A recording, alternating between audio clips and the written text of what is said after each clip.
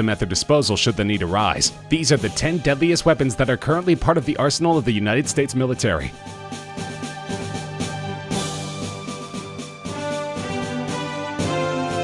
The Active Denial System, or ADS, is technically meant to be a non-lethal weapon, but as with most weapons of this type, it can absolutely be quite deadly if not used properly. The ADS doesn't fire any projectiles. It's a directed energy weapon, which might sound like something out of science fiction, but the vehicle-mounted ADS has been in use for a decade, and it's easy to see why it's earned the sinister nicknames Heat Ray or Pain Ray. It works somewhat similarly to a microwave oven, which should tell you all you need to know about this weapon's potential for causing serious damage. The ADS emits a person-sized beam of millimeter waves, a type of electromagnetic radiation. The beam is invisible, but if you're in its path, you'll know it immediately. It produces a strong burning sensation, which only gets stronger the longer a subject is exposed to it. Stick around long enough and you'll feel like you're about to burst into flames, which makes the ADS pretty effective for crowd dispersal. While the ADS is generally mounted to ground vehicles, a 2011 redesign allowed it to be operated from a moving aircraft, and the Navy has also experimented with mounting the units to gunships.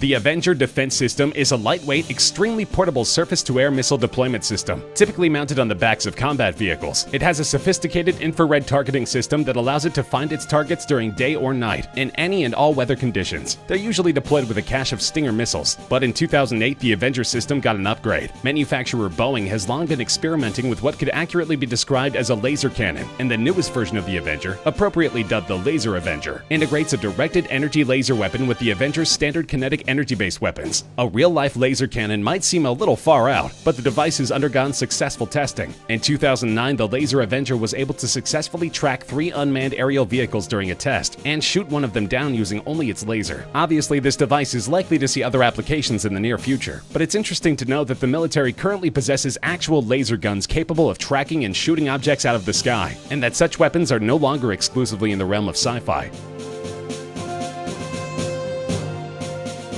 The M3E1 is simply the latest iteration of the Carl Gustaf, a lightweight anti-armor system which was first developed by its namesake inventor in 1946. While it looks like nothing so much as a rocket launcher, it's actually technically a recoilless rifle, albeit one that fires a variety of massive 84mm rounds, which are expressly designed to penetrate a tank's armor. The weapon is capable of being operated by just one soldier, but an additional soldier usually tags along to carry ammunition and reload. It's equipped with both fixed iron and optical sights, and can also be used in conjunction with an image intensification system for operation at night. The latest version, produced in 2017, is capable of firing a multitude of different rounds, and can be equipped with an intelligent targeting system and programmable ammunition. It's also shorter, lighter, and more ergonomically designed than earlier models. Tanks have been a part of warfare for over 100 years, and for as long as they have been deployed, opposing forces have grappled with ways to take them down. With at least one M3E1 fielded to every infantry squad, deploying them against US military forces just got a lot riskier.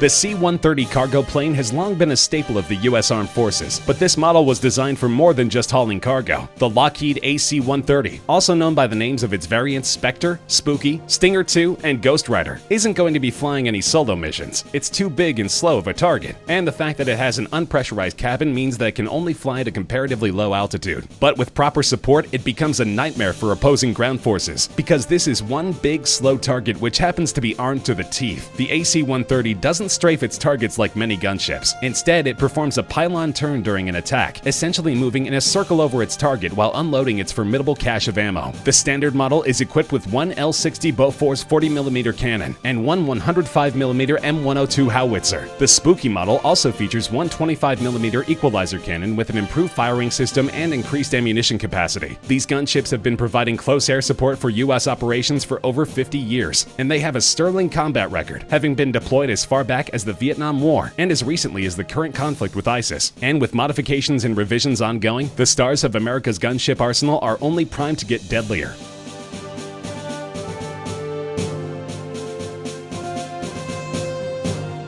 The Mk-19 was developed during the Vietnam conflict, but the first design was deemed too unsafe to use in the field. It took significant revisions for the unit to eventually be adopted by the US Army in 1983, but it's remained in service ever since. The most succinct way to describe the Mk-19, picture a machine gun in full operation. Now, imagine it's firing grenades. Yes, the unit is a belt-fed 40mm fully automatic grenade launcher, which fires at a rate of up to 60 rounds. And again, by rounds, we mean actual grenades per minute. It has a ridiculous range of 1,600 to 2,400 yards, can be fired from a vehicle mount or a tripod, and is equipped with a flash suppressor, not for concealing the unit's position during nighttime operation, but for protecting the eyesight of its operator. It's an extremely versatile weapon. Hovering enemy helicopters, armored vehicles, and enemy bunkers are just a few of the targets the Mk-19 is capable of taking out. Its rounds can pierce 2-inch thick armor, and they produce fragments which would kill or wound any personnel within a 15-meter radius of impact. The unit is every bit as devastating as one would expect the union of machine gun and grenade launcher to be, and in addition to the US, they're employed by nearly 30 allies around the globe.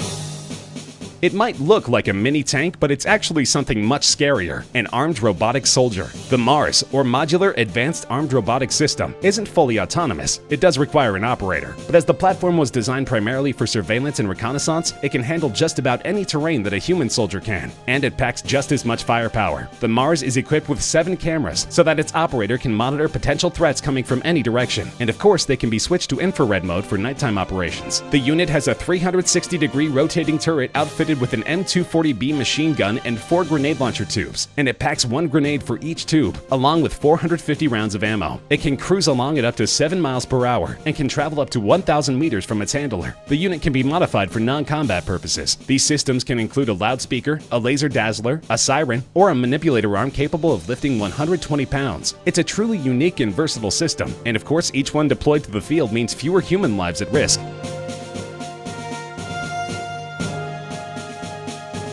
The Nimitz-class aircraft carrier, named for World War II United States Pacific Fleet Admiral Chester W. Nimitz, has done more to advance the cause of peace than nearly any other weapon of war in history. There are 10 of them active around the world, each of them powered by twin A4W nuclear reactors, which literally give them unlimited range. As the name implies, the Nimitz-class carriers are capable of delivering up to 70 aircraft, any and all of which may be equipped with free-fall nuclear weapons anywhere around the globe. The presence of these craft serves as a strong nuclear deterrent, as they are able to deploy a fighting force of nuclear-equipped bombers to locations around the world at a moment's notice. But they're not the most important part of that equation. When it comes to striking fear into the hearts of America's enemies, even the mighty Nimitz class is outclassed by a weapon that is also used in conjunction with a different vessel, which could be seen as the pride of the US Navy.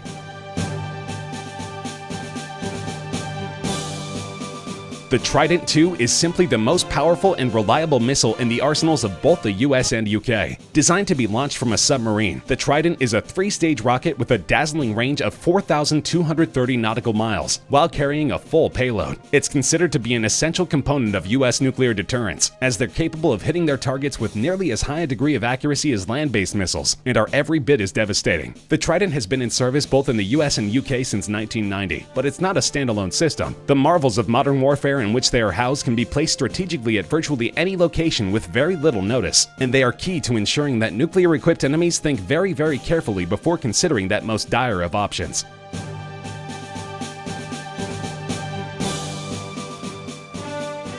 The Ohio-class submarine is the largest ever built for the US military, designed to carry out deterrent patrols around the world. Each one is armed with up to 24 Trident II missiles, with each one of those equipped with a dozen multiple independently targetable re-entry vehicles, each of which carries its own warhead. Do the math, and you'll see that each Ohio-class submarine is loaded with enough nuclear firepower to level an entire country in very little time, and the United States has 18 of them. These boats represent possibly the most important part of the US nuclear triad, with the other two being land-based missiles and nuclear bombers. Simply put, a first nuclear strike by an enemy against the US stands a decent chance of wiping out a good portion of our missile and bomber arsenal. But Ohio submarines are designed for stealth, making them very difficult to locate and track. With these subs patrolling the international waters, initiating a nuclear strike against the United States would basically amount to suicide. And it's worth noting that the UK, one of our staunchest allies, has 24 nuclear subs of its own, also equipped with Trident IIs.